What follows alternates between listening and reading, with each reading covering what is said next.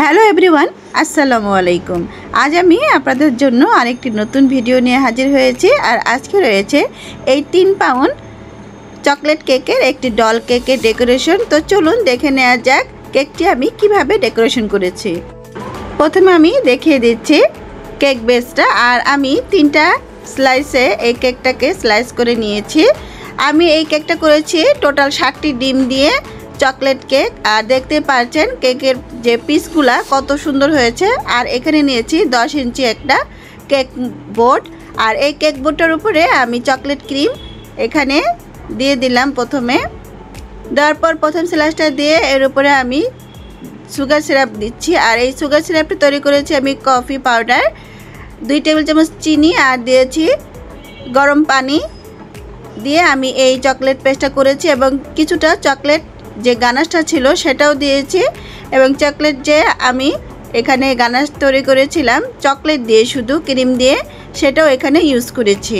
তো আমি প্রথমেই কেকটাকে খুব ভালো করে এই সুগার সিরাপটা দিয়ে কভার করে নিলাম। এখন আমি এখানে দিয়ে দিচ্ছি চকলেট গানাশ। দেখতেই পাচ্ছেন আমি গানাশটা সুন্দর করে এর উপরে দিয়ে খুব ভালো করে সেট করে নিব। আর এই গানাশটা দিলে কেকটা খেতে কিন্তু খুব মজা হয়। আর আলহামদুলিল্লাহ কেকটা এমনিতেও খুব ভালো হয়েছিল। এখন প্যানেট নাইফের সাহায্যে উপরের অংশ দিয়ে গানাশটা খুব ভালো করে আমি সেট করে নিয়েছি। এখন দিচ্ছি চকলেট হুইপ ক্রিম। আর আমি কিন্তু এখানে 2টা হুইপ ক্রিম ইউজ করেছি, চকলেট হুইপ ক্রিম এবং হচ্ছে ভ্যানিলা হুইপ ক্রিম। তো ভ্যানিলাটা আমি পরে দিব, প্রথমে আমি চকলেটটা দিয়ে কভার করে নিচ্ছি। চকলেট ক্রিমটা দিয়ে কভার করার পর এর উপরে দিয়ে দিব চকলেট গানাশ। চকলেট গানাশটা দেওয়ার পর কেকের টেস্টটা কিন্তু অনেক ভালো আসে। তো গানাশটা দিয়ে আমি ক্রিমের উপরে খুব ভালো করে একটু সেট করে নিলাম। আর কিভাবে এই কাজগুলো করছি আপনারা কিন্তু অবশ্যই স্ক্রিনে দেখতে পাচ্ছেন। আপনারা যারা নতুন এসেছেন আমার চ্যানেলে, অবশ্যই আমার চ্যানেলটি সাবস্ক্রাইব করে দিবেন এবং পাশে থাকা বেল আইকনটি অন করে দিবেন, যাতে করে আমার নিত্য নতুন সকল ভিডিও নোটিফিকেশন আপনারা পেয়ে যান। আর ভিডিওটি ভালো লাগলে অবশ্যই একটি লাইক দিয়ে দিবেন। আর আমি এই কেকটাতে যতগুলো ইনগ্রেডিয়েন্টস এখানে ইউজ করেছি সবগুলো কিন্তু আমি ডেসক্রিপশন বক্সে দিয়ে দিব, আপনারা অবশ্যই চেক করে নেবেন। তো দ্বিতীয় স্লাইসটি দিয়েও একইভাবে আমি ক্রিম দিয়ে গানাশ দিয়ে সেট করে নিচ্ছি। আপনারা স্ক্রিনে দেখতেই পাচ্ছেন আমি কিভাবে এই কাজগুলো করছি।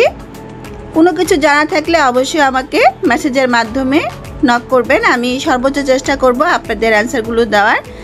তো আপনারা দেখতে পাচ্ছেন আপনাদের সাথে কথা বলতে বলতে কিন্তু আমি দ্বিতীয় স্লাইসটাও খুব ভালো করে সেট করে নিচ্ছি। আর কিভাবে কাজগুলো করছি আমি কিন্তু স্ক্রিনে দেখিয়ে দিচ্ছি।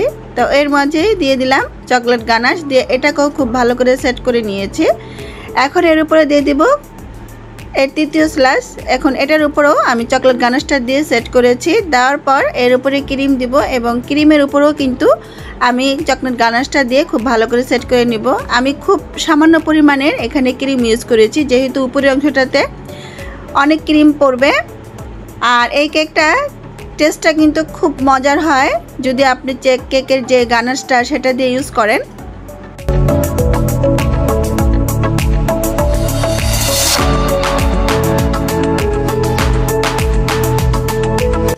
তো কেকটাকে সম্পূর্ণভাবে আমি ক্রিম দিয়ে সেট করেছি। দেওয়ার পর 1 ঘন্টা আমি ফ্রিজে রেখে দিয়েছি এই ক্রিমটা সম্পূর্ণ কেকটার সাথে সেট হওয়ার জন্য। অবশ্যই কেকটাকে ফ্রিজে রেখে সেট করে নেবেন। এখন আমি এখানে ডল কেকের একটা শেপ দিব, তাই এই জায়গাটা আমি একটু দাগ কেটে নিয়েছি। আর কিছুটা হুইপ ক্রিম, আমি যে হোয়াইট কালারের হুইপ ক্রিম সেটা নিয়েছি একটা পাইপিং ব্যাগে। এবং এই পাইপিং ব্যাগের মাধ্যমেই কেকের উপরের যে মাঝখানের অংশটা সেটা আমি দিয়ে সেট করে নিলাম। নেওয়ার পর এখন আমি সাইড থেকেও একটু ডিজাইন করে দিচ্ছি। আর এটা হচ্ছে ছোট সাইজের স্টার নজল নিয়েছি আমি, একদমই ছোট সাইজের যে স্টার নজলটা আছে সেটা নিয়েছি।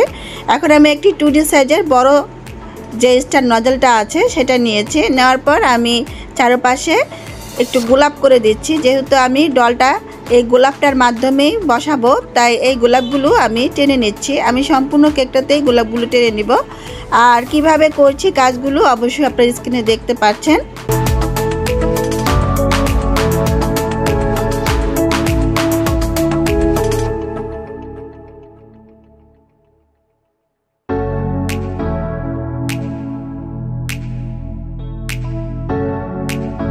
দেখতে পাচ্ছেন কেকটার সম্পূর্ণ অংশে কিন্তু আমি গোলাপগুলো করে নিয়েছি এবং যেখানে যেখানে একটু দরকার ছিল সেখানে একটু চেপে চেপে ফুল দিয়ে দিচ্ছি।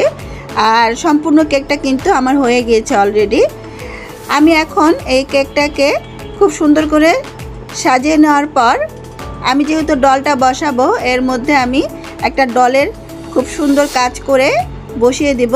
তো ডলটাও আমি আপনাদের মাঝে কিছুক্ষণ পর দেখাবো। এই তো দেখতে পাচ্ছেন ডলটাকে আমি একটু কাজ করে নিয়েছি। তো এই ডলটা মাঝখানে দেওয়ার পর কিছু পাল দিয়ে আমি ডিজাইন করে দিব। আর দেখতে থাকুন ভিডিওটি, অবশ্যই শেষ পর্যন্ত দেখবেন। আমি আরেকটি নতুন ভিডিও নিয়ে আপনাদের মাঝে হাজির হব। সেই পর্যন্ত আল্লাহ হাফেজ। যে যেখানে থাকবেন ভালো থাকবেন, সুস্থ থাকবেন এবং আমার জন্য অনেক অনেক বেশি দোয়া করবেন।